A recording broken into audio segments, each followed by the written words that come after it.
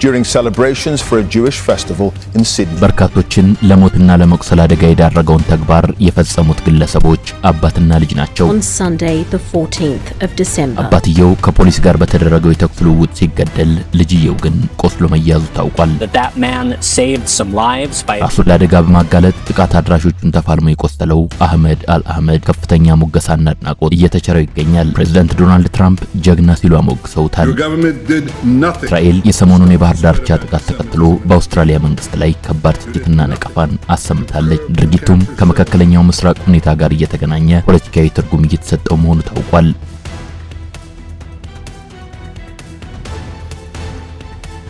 የአውስትራሊያው የባህር ዳርቻ የግድያ ጥቃትና የእስራኤል ፖለቲካዊ ምላሽ።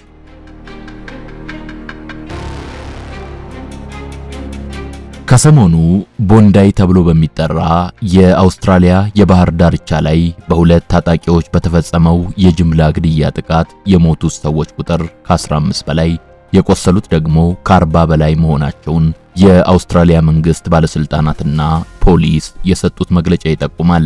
ድርጊቱን የፈጸሙት ታጣቂዎች አባትና ልጅ ሲሆኑ አባትየው ሳጂድ አክራም የሚባልና የ50 ዓመት ዕድሜ ያለው ልጁ ደግሞ ናቪድ አክራም የሚባል የ24 ዓመት ዕድሜ ያለው ግለሰብ ነው። የአባትና ልጅን የጅምላ ግድያ ድርጊትን ተከትሎ ከፖሊስ ጋር በተደረገው የተኩስ ልውውጥ አባትየው ሲገደል ልጅየው ግን ቆስሎ በፖሊስ ቁጥጥር ስር እንደሚገኝ ከአውስትራሊያ ፖሊስ የተገኘው መረጃ ያሳያል። በጥቃቱ ከሞቱትና ከቆሰሉት ውስጥ አብዛኞቹ ሃናካ የሚባለውን የአይሁድ ሃይማኖታዊ በዓል ለማክበር ተሰባስበው የነበሩ የአይሁድ ቤተሰብ አባላት ሲሆኑ ድርጊቱ የተፈጸመው ደግሞ በበዓሉ የመጀመሪያ ቀን ላይ እንደነበር ተዘግቧል።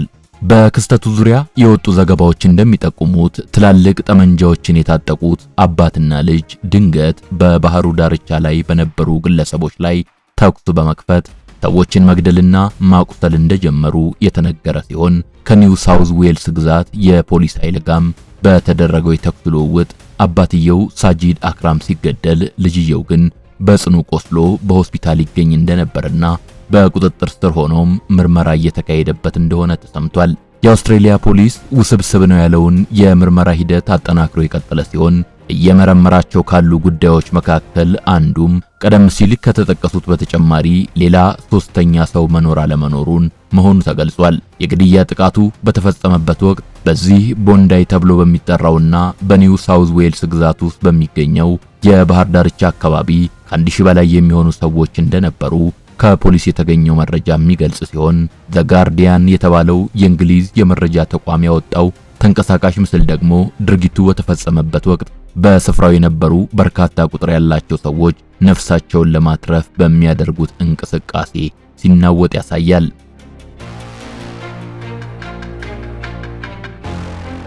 የአውስትራሊያ መንግስትና ፖሊስ ድርጊቱን በሀገሪቱ ውስጥ በሚኖሩ የአይሁድ አውስትራሊያውያን ማህበረሰብ ላይ የተነጣጠረ የሽብር ድርጊት ነው በማለት ይገልጹታል።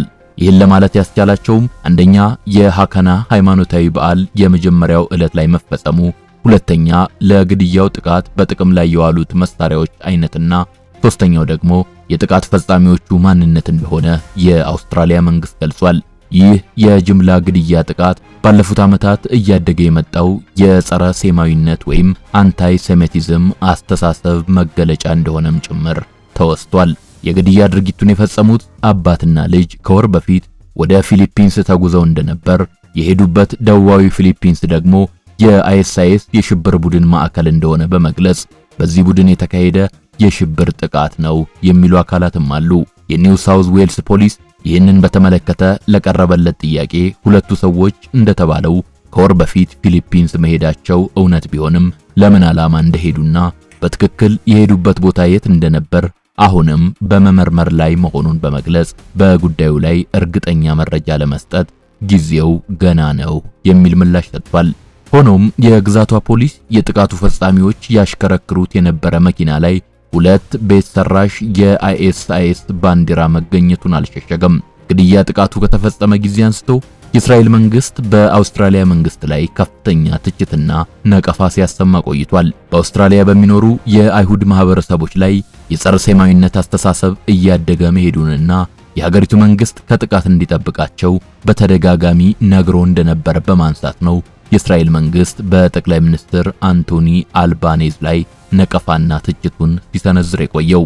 ድርጊቱ የተፈጸመባት ግዛትም ሆነ የአውስትራሊያ መንግስት የፖሊስና የደህንነት መዋቅርና አሰራር ድክመትን ያሳያል፣ የጦር መሳሪያ ባለቤት መሆንን በተመለከተም ችግር እንዳለ ይጠቁማል የሚል ትችትም ሲሰነዘር ተደምጧል።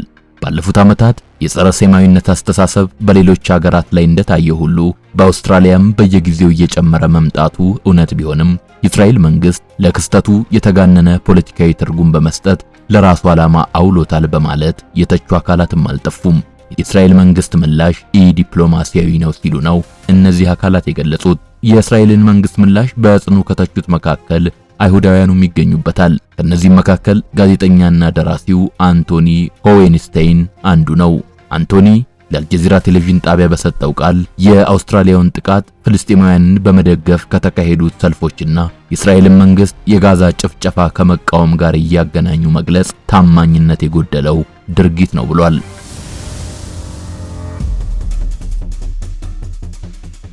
ሰሞነኛውን የግድያ ጥቃት ከእስልምና አክራሪነት ወይንም ከሃይማኖት አክራሪነት አንጻር ብቻ ማየትን አዳጋች የሚያደርግ ነገርም አለ። ይህም አህመድ አልአህመድ የተባለው ግለሰብ የፈጸመው ጀብድና በርካቶችን ከሞት የታደገው ድርጊት ነው።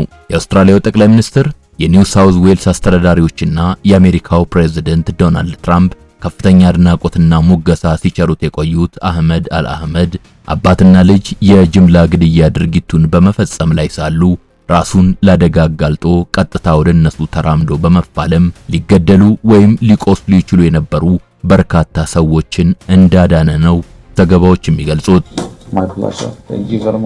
ለመግቢያነት ይህን ያህል ካልናችሁ በዛሬው የሳሎን ቲዩብ ጥንቅራችን ከሰሞኑ በአውስትራሊያው የቤንዳይ የባህር ዳርቻ ከተካሄደው የጅምላ ግድያ ድርጊት ጋር በተያያዘ የወጡ አዳዲስ መረጃዎችና ቀደም ሲል በመጠኑ ለመጠቃቀስ የሞከርናቸውን ጉዳዮች በዝርዝር ለመቃኘት እንሞክራለን። አሰናጁ ታምራት በቻል ነው። አብራችሁን ሁኑ። በአዲስ ነገር የሚታወቀው ዲኤምሲ ሪል ስቴት ዛሬ ደግሞ ፔንታውስ ብሎክ እና ዘመናዊ የንግድ ሱቆችን 29 ካሬ በታላቅ ቅናሽ አቅርቧል። 57 ካሬ ከስቱዲዮ እስከ ባለ 4 መኝታ ቤት ከ295 ካሬ አማራጭ ጀምሮ ይስተናገዳሉ።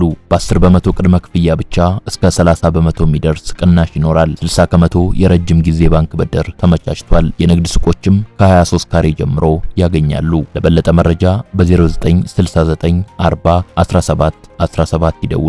እስካሁን ከ15 የበለጡ ሰዎች የተገደሉበትና ከ40 የሚበልጡ ሰዎች የቆሰሉበት የጅምላ ግድያ ድርጊት የተፈጸመው ባለፈው እሁድ አመሻሽ በአውስትራሊያ ሰዓት አቆጣጠር 6:47 ፒኤም ላይ እንደነበር ፖሊስ ስለ ክስተቱ ዝርዝር መግለጫ በሰጠበት ወቅት አስታውቋል።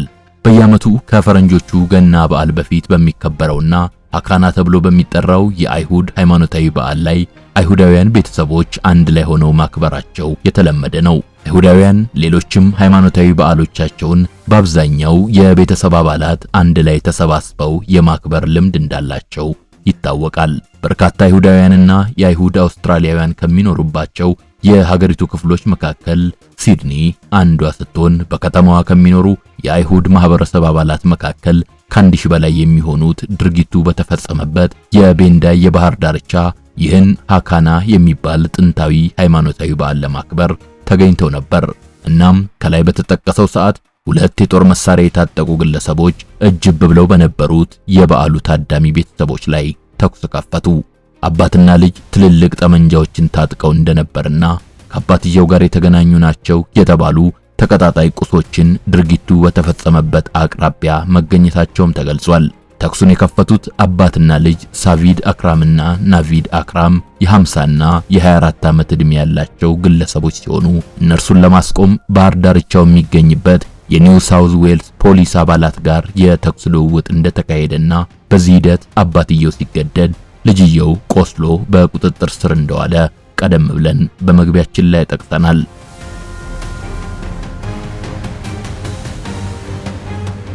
አባትና ልጅ ድርጊቱን ለመፈጸም የተጠቀሙባቸው የጦር መሳሪያዎች ሕጋዊ ፈቃድ ያላቸው ቢሆንም ፈቃዱ ከተሰጠበት ጊዜና ሂደት እንዲሁም የኒው ሳውዝ ዌልስ ሕግ ላይ በርካታ ጥያቄዎች ተነስተዋል። እነኚህን ጥያቄዎች አስመልክቶ የግዛቷ የፖሊስ ባለስልጣናት መልስ ሲሰጡ አባትየው ሳቪድ አክራም የጦር መሳሪያ መያዝ እንዲፈቀድለት ማመልከቻ ያስገባው በ2015 እንደነበር፣ ጥያቄው ተቀባይነት ያገኘው በ2020 ፈቃዱ የተሰጠው ደግሞ በ2023 እንደነበር ተናግረዋል። የፖሊስ ኃላፊዎቹ መግለጫውን በሚሰጡበት ወቅት ጥያቄ ሲጠይቁ የነበሩ አካላት እንዲሁም አንዳንድ የመገናኛ ብዙሃን ማመልከቻው በገባበት ጊዜ ተቀባይነት ባገኘበትና በመጨረሻም ፈቃዱ በተሰጠበት ጊዜ መካከል ያለውን ልዩነት እንደ አሰራር ክፍተት አንስተው ነበር። ልጁ ናቪድ አክራም አባትየው የጦር መሳሪያ ለመያዝ ፈቃድ ከማግኘቱ 1 ዓመት በፊት ማለትም በ2019 የፖሊስ አካላት ክትትል ስር ወድቆ የነበረ ቢሆንም ክትትሉ የቆየው ግን ለ6 ወራት ብቻ እንደነበር፣ ከ6 ወራት በኋላ ደግሞ ግለሰቡ በቀጣይነት ስጋት እንደማይሆን ተገልጾ እንደነበር የኋላ ሰነዶች ያሳያሉ። ለናቪድ አክራም የጦር መሳሪያ የመያዝ ፈቃድ የተሰጠው ግለሰቡ በይፋ ስጋት እንዳልሆነ ከተገለጸ በኋላ መሆኑም ታውቋል። አባትና ልጅ የጦር መሳሪያ ለመያዝ ፈቃድ ያገኙበት መንገድ በአውስትራሊያና በግዛቷ ውስጥ ያለውን የጦር መሳሪያን ስለመያዝ የሚመለከተው ሕግና አሰራር ክፍተት እንዳለበት ያሳያል የሚል መከራከሪያን የሚያቀርቡ አካላት በርካታ ናቸው። የኒው ሳውዝ ዌልስ ግዛት አስተዳደር ለአንድ ግለሰብ የጦር መሳሪያ እንዲይዝ የሚፈቅደው ወይም የሚከለክለው የወንጀል ሪከርዱን በማየት ሳይሆን ቀደም ሲል ወንጀል ፈጽሞ ይሁን አይሁን በሚቀርበው የደህንነት ሪፖርት ላይ በመመስረት ነው። ይህ አሰራር አሁን የደረሰው የጅምላ ግድያ ጥቃት ፈጻሚዎችን አይነት ሰዎች የጦር መሳሪያ ፈቃድ የሚያገኙበትን እድል አስፋፍቶላቸዋል ይላሉ ይህን መከራከሪያ የሚያቀርቡት ወገኖች። የግዛቷ የፖሊስ ኃላፊዎች በቦንዳይ የባህር ዳርቻ የተፈጸመው የጅምላ ግድያ የፖሊስ ተቋሙ የደህንነትና የሰለላ ድክመት ነው የሚለውን ነቀፌታ አይቀበሉትም። የጦር መሳሪያ ፈቃድ ሕጉ ላይ ግን ምናልባት መለወጥ ያለባቸው ነገሮች እንደሚኖሩ የአውስትራሊያ መንግስትና የሕግ አስፈጻሚ አካላት በሐሳቡ ሳያምኑበት አይቀርም። አውስትራሊያ አሁን የምትጠቀምበት የጦር መሳሪያ ፈቃድ አሰጣጥ ሕግ የወጣው ከ30 ዓመታት በፊት ሲሆን ሰሞነኛው ድርጊት ሕጉ መሻሻል አለበት የሚለውን ሐሳብ ጠንክሮ እንዲወጣም ምክንያት ሆኗል። እናም የጦር መሳሪያ ሕጉ በዚህ መልኩ ቢለወጥ በሚል የሚከተሉት ሐሳቦች ቀርበው ነበር። አንደኛ፣ ግለሰቦች በንብረትነት ሊይዟቸው የሚችሉት የጦር መሳሪያዎች ቁጥር ላይ ገደብ እንዲጣል ነው። ሁለተኛ፣ ሕጋዊ ፈቃድ የሚሰጣቸው የጦር መሳሪያ አይነቶችን መገደብ የሚል ነው። ሶስተኛው ሐሳብ ደግሞ የጦር መሳሪያ ባለቤት ለመሆን የአውስትራሊያ ዜግነት እንደ ግዴታ መስፈርት ይቅረብ አይቅረብ የሚለውን መወሰን ሲሆን፣ አራተኛው የቀረበው ሐሳብ ብሔራዊ የጦር መሳሪያዎች ምዝገባ ስራን ማፋጠን የሚል ነው። ምናልባት በእነኚህና ሌሎችም ተያያዥ ጉዳዮች ላይ ለመወሰን ሳይሆን አይቀርም የኒው ሳውዝ ዌልስ ፓርላማ ከገና በፊት ለስብሰባ እንዲጠራ የተወሰነው።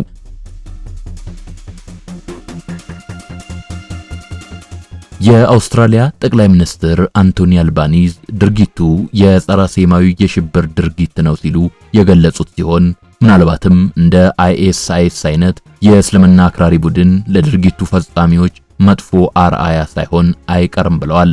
ጠቅላይ ሚኒስትሩ የጦር መሳሪያ ሕጉ ጋር በተያያዘ ያሉትን ነገሮች መለስ ብሎ ማየትና አስፈላጊ ከሆነም ማሻሻል እንደሚገባ፣ ዳሩ ግን ባለፉት 30 ዓመታት ተግባራዊ ሆኖ የቆየው ሕግ ብዙ ጠንካራ ጎኖች እንዳሉት ተናግረዋል። የቦንዳይ የባህር ዳርቻ የጅምላ ግድያ ድርጊት እንደተፈጸመ የተለያዩ የእስራኤል መንግስት ባለስልጣናትና ኋላም ጠቅላይ ሚኒስትሩ ቤንያሚን ኔታንያሁ ስለ ጸረ ሴማዊነት አስተሳሰብ እየጨመረ መምጣትና ከዚህና ከእስልምና አክራሪነት ጋር ለተያያዘ የሽብር ጥቃት አውስትራሊያ ከፍተኛ ተጋላጭ ልትሆን እንደምትችል በተደጋጋሚ አስጠንቅቀው እንደነበር፣ ነገር ግን አንቶኒ አልባኒዝ ይህን ማስጠንቀቂያ ችላ በማለት አደጋው እንዲፈጸም ሆኗል ሲሉ ከባድ ነቀፋና ትችት እንዳቀረቡባቸው ለማወቅ ተችሏል።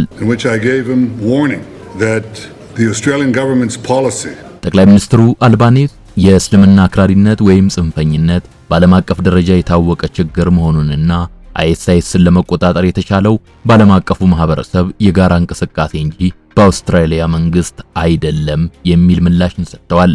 ምንም እንኳን የጸረ ሴማዊነት ወይም አንታይ ሴሚቲዝም አስተሳሰብ በተለይ ባለፉት ጥቂት ዓመታት እየጨመረ መምጣቱ እውነት ቢሆንም የእስራኤል መንግስት በአጠቃላይ ስለ ድርጊቱ አስመልክቶ የሰጣቸው መግለጫዎች ክስተቱን እንደ መሳሪያ ለመጠቀም መፈለጉን ያሳያል በማለት የነቀፉት አካላት ግን አሉ።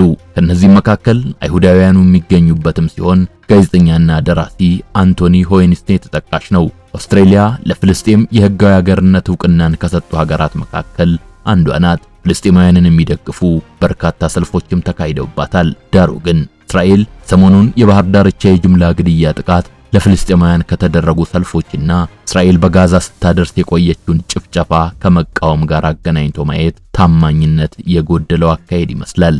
የእስራኤል መንግስት የፖለቲካ ልሂቃንና የተወሰኑ የመገናኛ ብዙሃን ይህን አይነት አንድምታ ያለው መግለጫ ሲሰጡ ማየት ያሳዝኖኛል።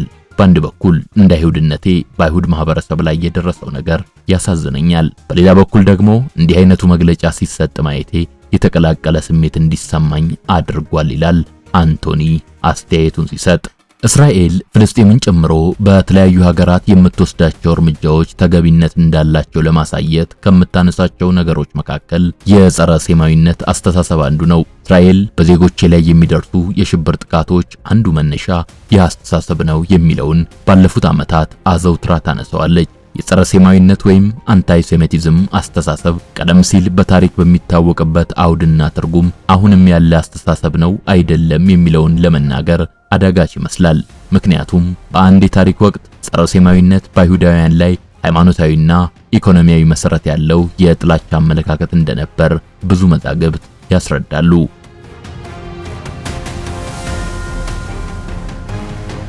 የአስተሳሰብ ከዘረኝነት አስተሳሰብ ጋር ተዳምሮ በአዶልፍ ሂትለር በሚመራው የናዚ መንግስት በአይሁዳውያን ላይ ለደረሰው ጭፍጨፋ ምክንያት እንደሆነም ይታወቃል።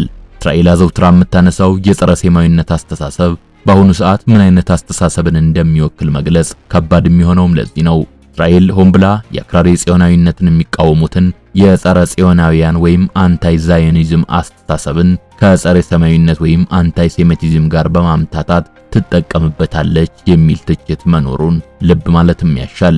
የአውስትራሊያ መንግስት ባለስልጣናትና የኒው ሳውዝ ዌልስ ግዛት የፖሊስ ኃላፊዎች ይህን በተመለከተ ለቀረበላቸው ጥያቄ ምን ምላሽ ሰጡ ለሚለው ጥቃቱ የጸረ ሴማዊነት አስተሳሰብ አንዱ መገለጫ ስለመሆኑ ቢስማሙበትም የምርመራ ስራው ሳይጠናቀቅ ከድርጊቱ ጀርባ ይህ የእስልምና አክራሪ የሽብር ቡድን አለ ብለው ለማለት አልደፈሩም። በዚህ ረገድ ለቀረበላቸው ተደጋጋሚ ጥያቄ የግዛቷ የፖሊስ ኃላፊዎች የምርመራ ስራው ውስብስብ እንደሆነ በመግለጽ ከላይ የተባለው አይነት ድምዳሜ ላይ ለመድረስ ጊዜው በጣም ገና እንደሆነ ሲገልጹ ተደምጠዋል። ሆኖም በሌላ በኩል የሰሞኑን ድርጊት ከዚህ ቀደም ከደረሱ ተመሳሳይ ድርጊቶች ጋር በማገናዘብ ነገሩ ምናልባትም ሆን ተብሎና ታቅዶ የሚደረግ ሳይሆን አይቀርም የሚል ሐሳብ የሚያቀርቡም አሉ። ከነዚህም መካከል በፍራንስ 24 ቴሌቪዥን ላይ ባቀረበችው ዘገባ የራሷን እይታ ያካፈለችው ኖጋ ታርኖቮልስኪ አንዷ ናት። ኖጋ ሐሳቧን ስታስረዳ የሐማስ የኦክቶበር 7 2023 ጥቃት የአይሁድ በዓል ላይ የተፈጸመ መሆኑን በዚያው በኦክቶበር ወር እንግሊዝ ማንቸስተር ከተማ ውስጥ ዮም ኪፑር ተብሎ የሚጠራውን የአይሁድ በዓል ለማክበር በአንድ የአይሁድ የጸሎት ስፍራ ተሰባስበው በነበሩ ሰዎች ላይ የደረሰውን ጥቃት እንዲሁም ከሰሞኑ ሃናካ በሚባለው የአይሁድ ሃይማኖታዊ በዓል ላይ በአውስትራሊያው የባህር ዳርቻ የደረሰው ጥቃት መካከል ያለውን ተመሳሳይነት በአስረጅነት ታነሳለች። አይሁዳውያን ሃይማኖታዊ በዓሎቻቸውን በአብዛኛው ተሰባስበው የማክበር ልምዶቻቸው አንጻር የእነዚህ ሶስት ድርጊቶች ተመሳሳይነት ምናልባት ሆን ተብሎና ታቅዶ የሚካሄድ ነው ብሎ ለመጠርጠር ፍንጭ ይሰጣል። የአውስትራሊያው ጠቅላይ ሚኒስትር አንቶኒ አልባኔዝ የግዛቱ አስተዳዳሪ እንዲሁም የፖሊስ ኃላፊዎች በተቻላቸው ነገሩ ወደ እርስ በርስ የበቀል ድርጊት እንዳይሄድ ለማብረድ ሲሞክሩ ተስተውሏል። ሰሞኑን ድርጊት ተከትሎ የሽብር ድርጊትን የመከላከል የጸረ ሴማዊነትን አስተሳሰብ መዋጋት እንዳለብን እናውቃለን። ዳሩ ግን ይህን አስተሳሰብ መዋጋት በሳምንት ወይም በወር ውስጥ የሚያልቅ ስራ አይደለም፣ ለረጅም ጊዜ በቀጣይነት የሚሰራ እንጂ የሚል ምላሽንም ሲሰጡ ሰንብተዋል። አበቃን።